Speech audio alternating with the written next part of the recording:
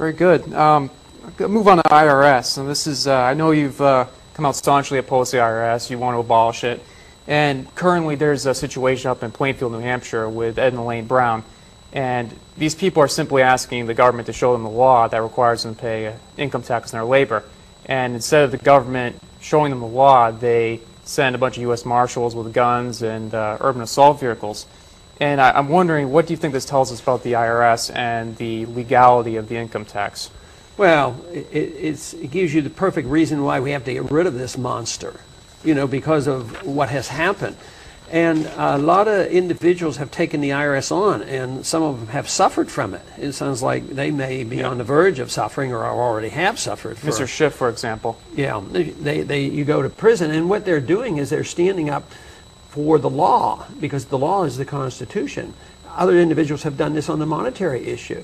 You know, that Federal Reserve notes aren't legal tender. Gold and silver are legal tender, and they go and fight this. So you fight it at your own risk, because it's civil disobedience according to their system. It's weird that you're breaking the law when you're obeying the Constitution, but that's the point we're at.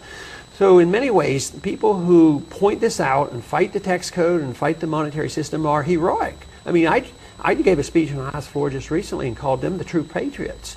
But I also point out that it's risky business, and I compare them to people like Gandhi, who's willing to speak out and have and try to bring about change in a peaceful manner. Martin Luther King fought laws that were unfair and unjust, but he suffered too.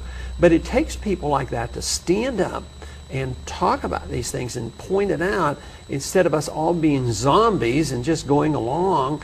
And it is easier to go along with the system, because you know, just the idea of how many times have just about all of us given up our Social Security number? Sure. I mean, I give it up. I shouldn't do it on some of those occasions, but I have a bill in Congress that would emphasize the fact that Social Security numbers should never be used as an identifier, because that's the law of the land. That's the way it was started and still in the code. But, you know, it's universal. It's going to be tied to our national ID card, which is our driver's license. So it takes people like the Browns to stand up and bring this to attention. But you know, it's risky business, because government is so omnipotent.